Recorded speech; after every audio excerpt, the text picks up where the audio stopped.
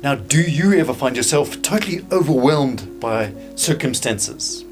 Well, this was her situation, and because of this, she is known as the Saint of Impossible Causes. As we saw in part A, Saint Rita of Cascia had been asked the impossible by God. She had grown up in Italy during the times of the great vendettas, when families killed each other for very little reason, for vengeance. And for this reason, she had lost her entire family. It had been taken from her. And then Rita, with almost superhuman strength, forgave them, and she offered all of this up to God. Yet it was a really difficult trial for her to bear. And then finally, eventually, God led her to the door of the Augustinian convent of her youth, inspiring her that she was to join that order. But the door to the convent remained firmly shut against her. Rita could not understand this, because she had remained faithful to God her entire life, and yet the door would not budge. Was God expecting her to do the impossible? And then on her second meeting to join the convent, something critical was revealed. Could this hold the key, unlock her future? So a second time she went and arranged a meeting with the convent. And once again they told her, no, the doors are closed here, but this time they added something else. That the reason was because of the vendetta, that her family had been contaminated somehow with the vendetta and that it might spill over to the convent. They were worried about this. So Rita left, and once again she turned to prayer on her favorite mountaintop. And she prayed and prayed. And she came to that same conclusion. She had this calling to join that convent. And she felt that she had to find another advocate, other people to pray for her on her behalf. And so she went to the church of her youth. And there she pled to the patrons of that church, who were John the Baptist, and there was Augustine, Saint Augustine of Hippo, and there was also a very holy person known as Nicholas of Tolentino, a very holy man. And she pled with them now to take up her case. She prayed and prayed. And then late one evening, when she was praying high on this hill by herself, she was alone, she suddenly realized she's not alone. She had this sense there's other people there with her. And she turned around, and there were the three patrons. And they spoke with her.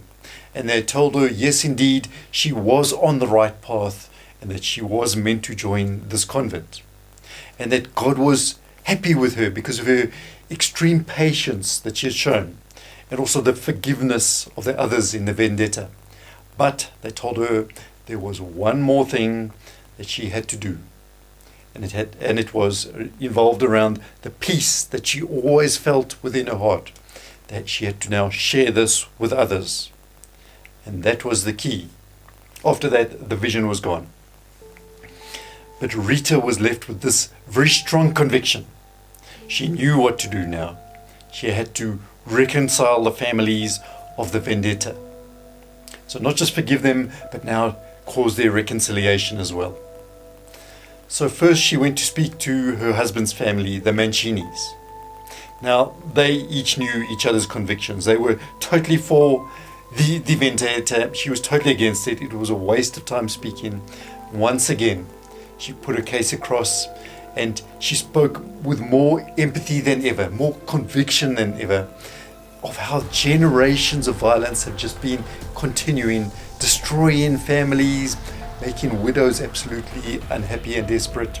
Somehow, this time, it touched their heart. They had a change of heart, and they agreed, but with one condition, that Rita was to be the mediator with the rival family. Not long after that, she went to see the other family. Remember, there's a blood feud, so we can imagine any reception was possible. They might want to kill Rita even.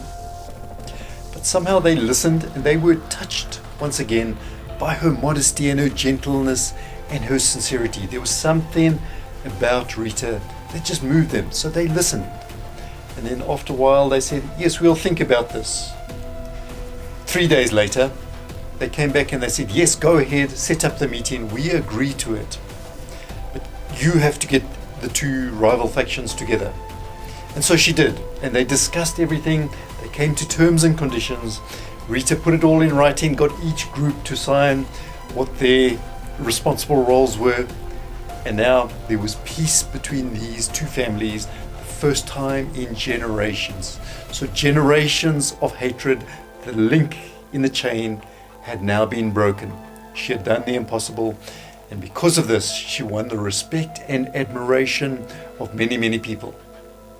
But also, Rita went with this letter which she had now signed. Back to the convent, she showed them the letter, and suddenly the doors in the convent were open to her. She was welcome to join. So she was accepted, and she was now 36 years old. She lived another 40 years in the convent. And there was a miracle. The first thing she had to learn was obedience in the convent. She was given this ridiculous task of having to water a vine. It was long dead. She had to water it every day. And so she did water it. And after 1 year, the vine suddenly sprung to life again. To this day, the vine exists, and supposedly there's healing properties with the leaves of the vine. And some of the fruit is even given to the Vatican. Rita also received the stigmata. And in the last 4 years of her life, she was not able to eat anything except the Eucharist. So for 4 years, Rita survived on the Eucharist alone. Another miracle, when she died, the church bells started ringing spontaneously by themselves, calling people to show their respects to Rita. And the crowds just kept on arriving because she had such a tremendous reputation as a peacemaker in that area. And one of the people who visited was a carpenter who had suffered a stroke. He was unable to work. And he saw what a miserable coffin Rita had. And so he said, if I was well, I would make you a fantastic coffin. And sure enough, he was healed. He kept to his side of the bargain, and he made a fantastic reliquary. So time had been going on, and Rita had still not been buried. But people began to realize there's something going on here. There was a perfume odor. Her body remained absolutely supple. And then in fact, Rita was incorruptible. So she was just transferred into this other beautiful reliquary. She was never buried. And because of all these things in her life, she has become the saint of impossible causes and also of difficult marriages, because she went through both of these and showed the way for the rest of us to deal with these difficult situations. So do join us in this apostolate. We hope to see you next time.